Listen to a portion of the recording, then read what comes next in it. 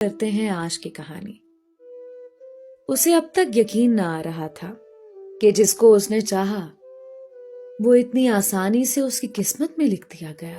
نہ کوئی سماجی روڑا اٹکا درمیان میں، نہ کوئی گھریلو اعتراض تھا۔ سب ایک دم سے بالکل فٹافٹ ہو گیا، اور یوں آسانی سے ہوا کہ وہ خود حیران رہ گئی۔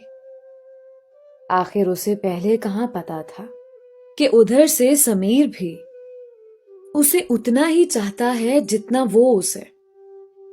وہ بھی اس کی طرح اس کی محبت میں اندر تک ڈوبا ہوا ہے، اور جب اسے علم ہوا تو وہ جیسے آسمان پر پہنچ گئی۔ پیر زمین پہ اب ٹکنے تھے بھلا، ہواؤں میں اڑنے لگے۔ دیکھتے ہی دیکھتے پھوپھو کی نند آئی، رشتہ ڈالا اور اس کے خاندان سے ہاں کرا کے اٹھی۔ اس کی تو مراد بر آئی۔ ساری رات کمرے میں لڈیاں ڈالتے گزری، اور اگلے دن پھوپھو کی نند نے جلدی منگنی کا شور مچا دیا۔ اس کے گھر والے پھوپھو کی دی گئی تسلیوں سے کافی مطمئن اور شاداں تھے۔ منگنی کی ہاں کرتے ہی تاریخ دے دی، اور پھر دونوں طرف منگنی کے ہنگامے جاگ اٹھے۔ ایسے میں ایک دن سمیر منگنی کا جوڑا چیک کرانے کی خاطر ان کے گھر چلا آیا، تو دروازہ کھولتے ہی وہ شرم سے سرخ ہو گئی۔ اندر بھاگ جانا چاہا، مگر سمیر کی پھرتی نے اس کا ارادہ ناکام کر دکھایا۔ اس نے اسے کلائی سے پکڑا، خوش ہو، اور وہ کیا کہتی، پلکیں جھکا کر ساتھ میں سر بھی ہلا دیا۔ گویا جواب مثبت تھا۔ سمیر کا چہرہ کھل اٹھا۔ منگنی کے بعد تمہیں فون کروں گا۔ اس نے سرگوشی سے اسے آس لگائی، تو وہ اگلے 10 دن فون کی اسکرین کو دیکھ کر پاگل ہو گئی۔ مگر سمیر کو شاید یاد ہی نہیں کہ اس نے یہ بات کہی تھی۔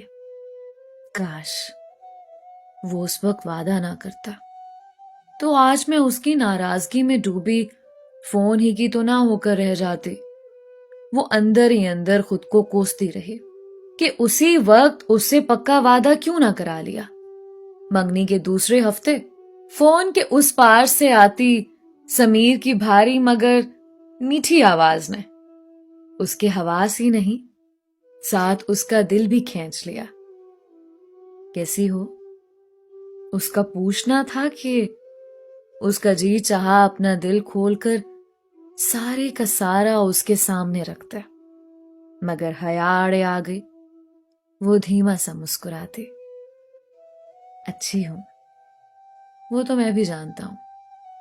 اس اچھے پن نے تو جیسے اچھے خاصے عقل شعور والے بندے کو بے عقل کر دیا ہے۔ سمیر نے اپنے جرم محبت کا اعتراف کیا تو اس کا دل بھی دھڑک گیا۔ پھر اس دن سمیر نے بہت باتیں کی تھی، بہت سے وعدے کیے، بے شمار عہد و پیماں باندھے۔ وہ اس کی محبت میں اندر تک بھیگتی چلی گئی۔ آنے والے دنوں میں بھی سمیر نے ہر پل ہر لہجہ اسے اپنی محبت کا یقین دلایا تھا۔ اسے بتا رہا تھا کہ اس کے بغیر اس کا دل کس قدر بے چین اور راتیں کتنی بے سکون ہیں۔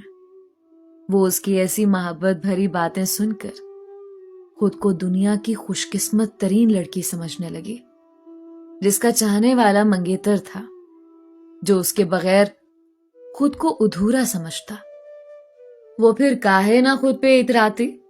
سمیر تو جلدی شادی کرنے کا خواہش مند تھا، مگر مناہل کے گھر والے ہی تھوڑا ٹال مٹول کر رہے تھے کہ بیٹی بیاہ دینا آسان کہاں ہے، سوئی سے لے کر سلائی تک تیاری ہوتی ہے، ابھی کیسے شادی ہو سکتی ہے، اور اس کے تو ابھی B.Ed کے ایگزامز ہونے والے ہیں، ایسے کیسے ایک دم سے سب کچھ چھوڑ کر شادی کریں۔ جبھی سمیر کے گھر والوں سے کچھ وقت کی مہلت مانگ لی تھی، وہ بھی اس منگنی کے پیریڈ کو ابھی انجوائے کرنا چاہتی تھی، تبھی خاموش رہی۔ وہ بھی 2-2 3-3 دن بعد لازمی کال کرتا، اس کی کم سنتا، اپنے دل کی ساری باتیں سناتا اور اس کا دل بے قابو کیے جاتا۔ ایسے ہی میں محبت منانے کا وہ دن بھی آ پہنچا جس دن تمام نوجوان اپنی اپنی محبت کا اظہار کرتے پائے جاتے ہیں۔ اس دن وہ سارا دن فون کے ساتھ چپکی بیٹھی رہی اور آنکھیں تھیں کہ باہر دروازے پر جمی تھیں، جہاں سے اسے سمیر کے کسی سرپرائز آنے کا انتظار تھا۔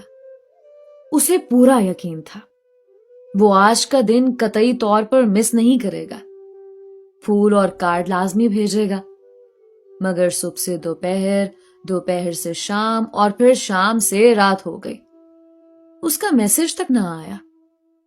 حالانکہ اس نے وہ ساری رات اس کے کال کے آنے کا انتظار بھی کیا تھا، مگر فون نہ بج رہا تھا۔ جب رات اس کی آنکھ لگی تب اس کی آنکھیں کافی حد تک سرخ اور بھیگ چکی تھیں، خالی دامن سی۔ وہ کب سوئے اسے کچھ معلوم نہ ہو سکا۔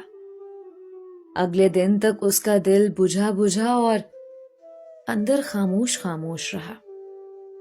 وہ من ہی من میں سمیر سے ناراض ہو گئی، اور پھر جب اگلے دن اس نے فون کیا تو اس نے جان بوجھ کر کال کاٹ دی۔ دوسری بار بیل ہوئی تو کال ریسیو بھی نہ کی، بیل پہ بیل بجنے لگی۔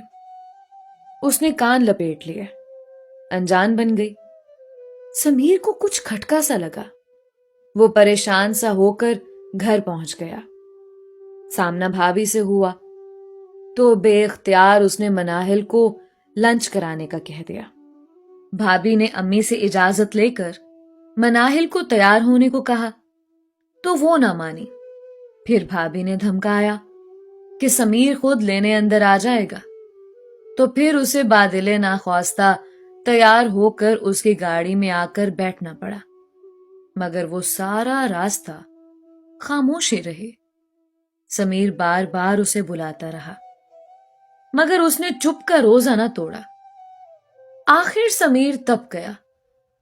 کیا ہے یار، یہ تم کس طرح سے میرے ساتھ بیٹھی ہو؟